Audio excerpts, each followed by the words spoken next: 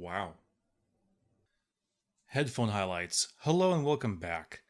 We're going back to a brand that we haven't talked about for a hot minute, but one that I certainly love and have mentioned time and time again. We have a number of videos on their products because, man, can they make a good product. We're talking about TINHIFI again today because they have come out with another IEM. These are the TIN T4-Pluses.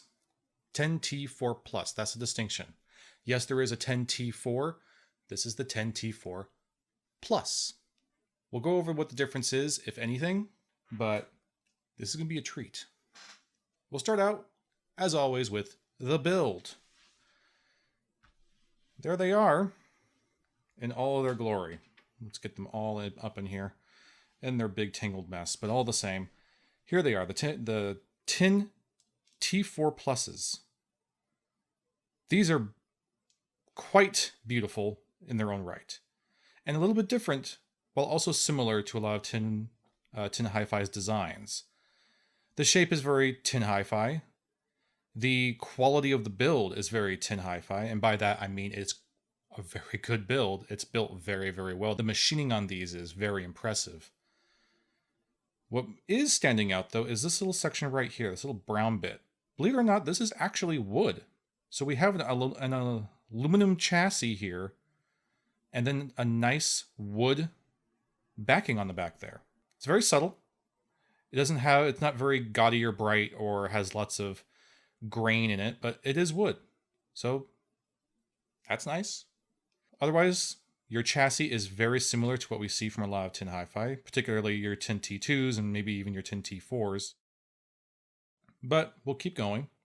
Your right channel is indicated, one, by the R printed on the cable, but also the red color indicating your right channel.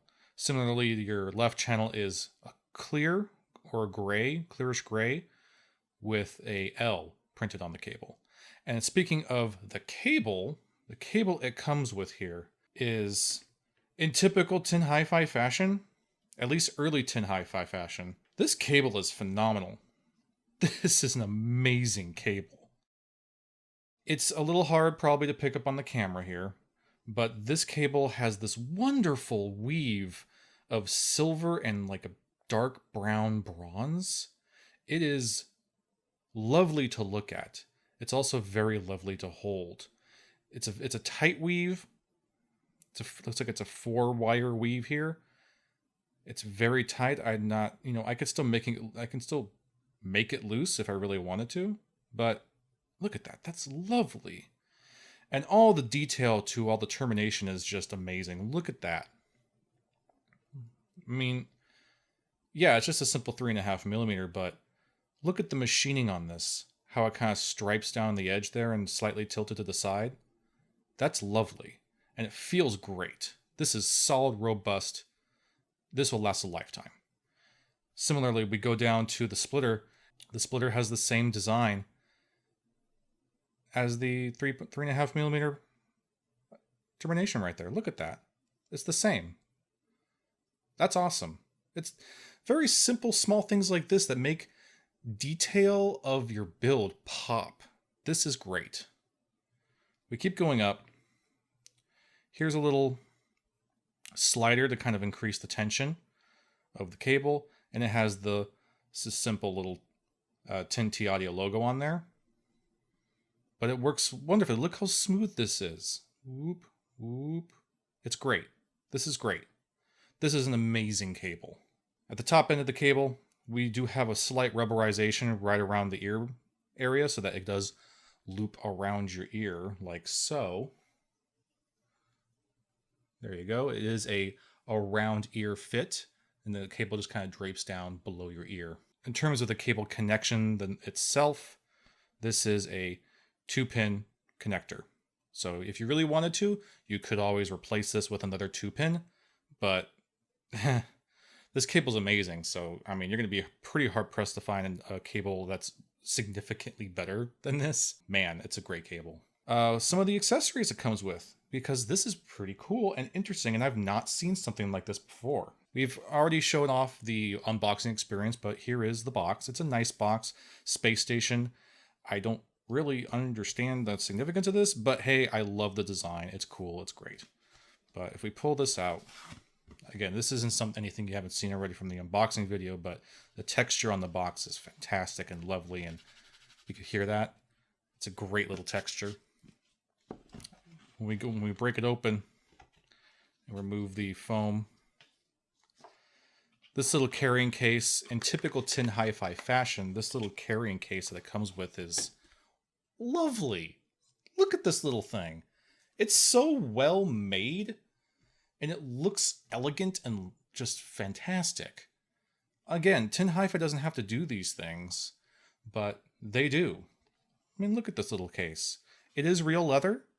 It does have the little TINHIFI logo right there. It is actually stitched. And then the inside is a much, much softer, like suede kind of feel on the inside of the leather. And then the other accessories it comes with are, of course, your ear nubs. You have your typical silicone ear nubs here, which we've all, we're familiar with those. That's not a big deal. What is interesting, though, is what's in this little box and what I have attached to the IEMs right now. These are neat, and I've not seen these before in an IEM. What these are, they are a silicone ear nub, but on the inside, let's see if I can show this as best as I possibly can. This is a silicone ear nub, right? Similar to what we have in here. However, the difference is the inside is not silicone. It is a silicone-coated foam, a memory foam. So just like a regular memory foam ear nub, but with a silicone covering around it. That's weird and kind of cool. So this is really interesting. I've never seen an ear nub like this, and I dig it. I like it. I think that's really neat. So that's what you get. You get the carrying case, you get your typical ear nubs, but you also get these neat hybrid ear nubs. And I like these a lot, and we'll talk about that a little bit later. The build is amazing. The build is great. And the accessories are really cool. This cable is ridiculously good. And the ear nubs are pretty much expected, but these new ones here are really, really neat. And they do a lot of really cool things, including improving comfort. So let's move into comfort. Now, again, I don't normally like to really judge comfort on an IEM because it's very, very subjective. Comfort is subjective anyway, but I think especially with IEMs, because either you don't like how things fit in your ears or you do. I generally do not like having things in my ears. I don't like it. It never is very comfortable for me. But when it comes to IEMs, these are pretty flippin' comfortable. And it does have a lot to do with this hybrid nub. I put these on. I don't have to pinch them to get them to go into my ear, but I could if I really wanted to. I just can kind of just push them in, loop them around. They do start to kind of swell up a little bit, not as much as your typical foam, because it does have a limit to where the silicone covering keeps it contained. But it is absolutely filling in my ear right now. I can barely hear myself. Everything's very, very muffled. I hear nothing. The sound isolation is very, very impressive. If I move the cable around, I have to really jiggle this thing around to get any kind of cable noise. So I'm not really having to deal with much cable resonance and noise from rubbing on my shirt or anything like that. It's just very isolating, very, very quiet. It's great. But how do they feel in my ear? It's really interesting. So you're getting the benefit of both your silicone nubs as well as your foam nubs. The foam nubs give you that perfect seal for isolation, but because of that silicone coating over them, they just slide in and out with ease. They hold in there. I'm not worried about them falling out of my ears because they swell up and they fit, but they slide in and out almost as easily as just regular silicone tips. It's wonderful. And for what it's worth, the silicone tips make them feel a lot cooler in the ear. It's not like it's warming up my ears the way that kind of the foam tips can sometimes do. So these feels great. This is a wonderful fit. And when it comes to the foam ear tips, because they swell and because they get a little warm over time, for me in particular, that gets really uncomfortable. It is ideal for better sound performance, but it always gets to me. Even the Dakoni tips, as wonderful as they are, they still get to me over time. This does a much better job. These hybrid tips last longer in the ear without providing any kind of discomfort. It does eventually get there. I do eventually get to the point where I feel stress in my ears from it being, swelled up for too long, but it takes a while. I could wear these for a good hour, 2 hours before it starts to really become a little bit uncomfortable. So the comfort on these is phenomenal. Wonderful comfort on these. I mean, if we're going to use a cloud comfort scale for an IEM, I mean, maybe an 8? 8 clouds of comfort?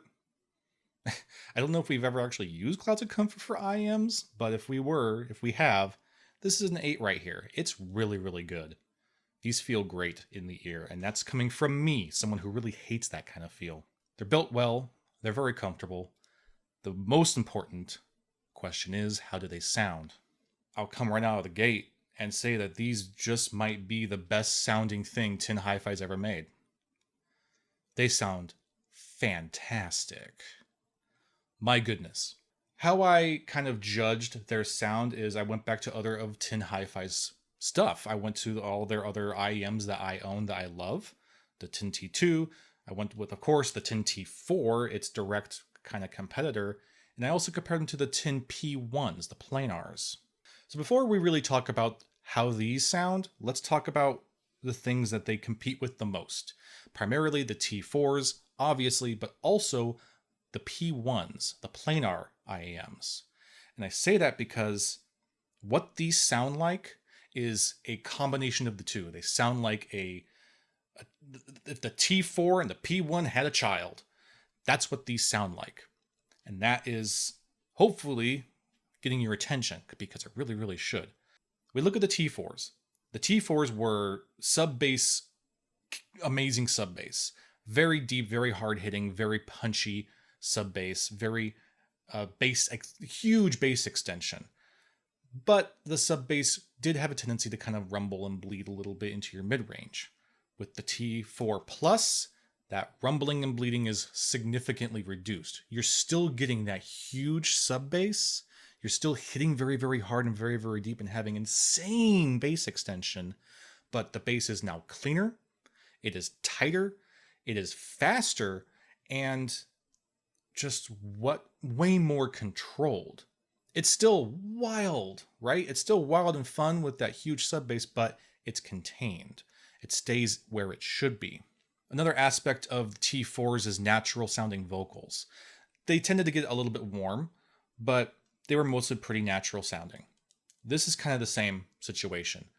Vocals are clean, they're clear, they're pretty intimate, they're right in front of you. They still have just a slight warmth in them, a slightly warm characteristic to them, probably because the bass in these is just so punchy and huge, but they still sound very natural. They sound very real, and they are as good, if not better, than they are presented in the T4s.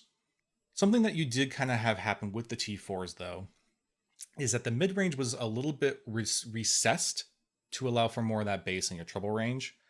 So the mid-range still sounded very good on the T4s, but of the frequency of the different sounds you were getting from the T4s, mid-range was kind of the weakest point because it was a little bit pushed to the side.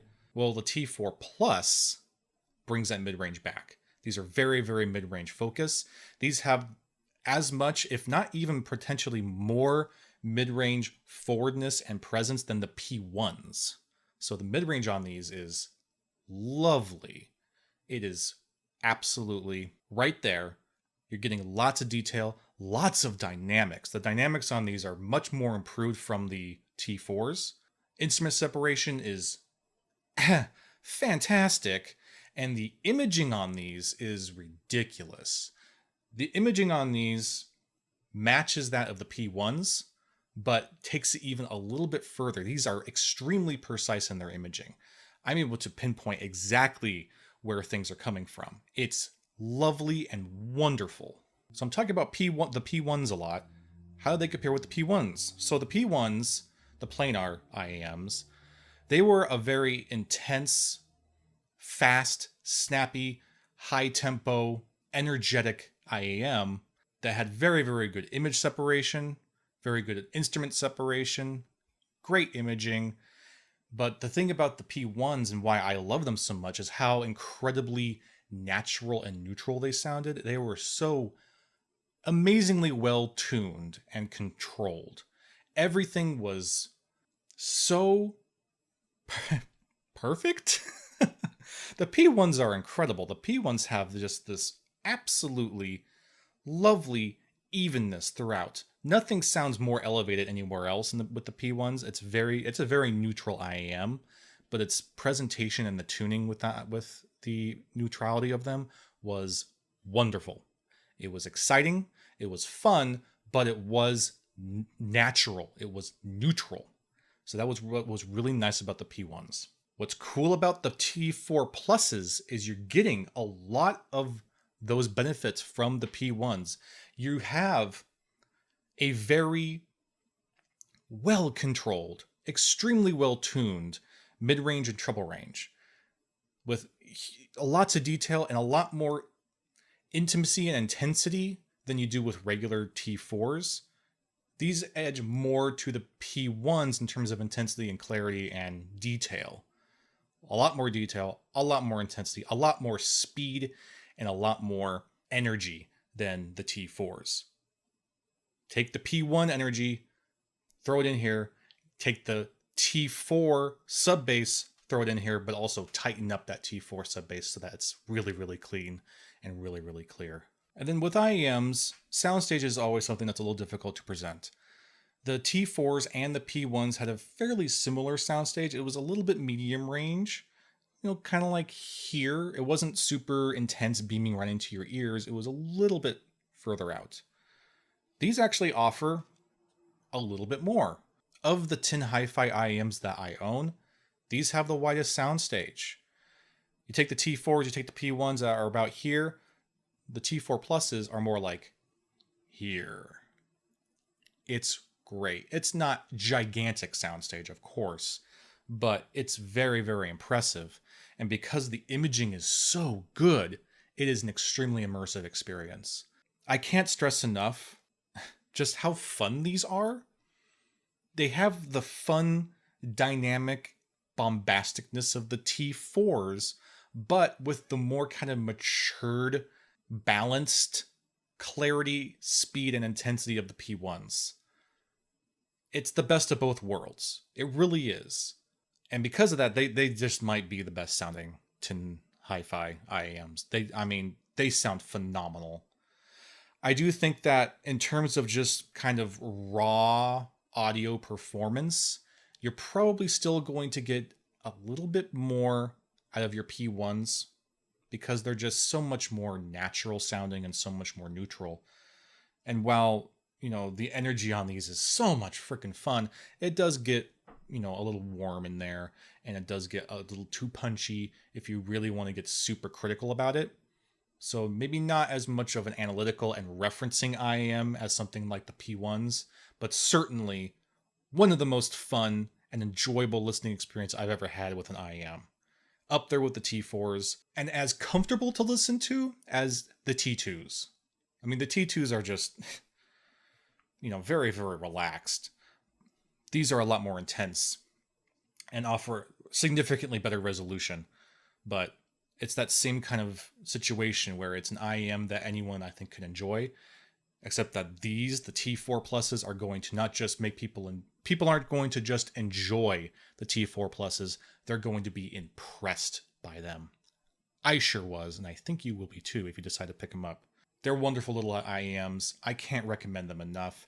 The presentation is fantastic. Look at this little box. It's great.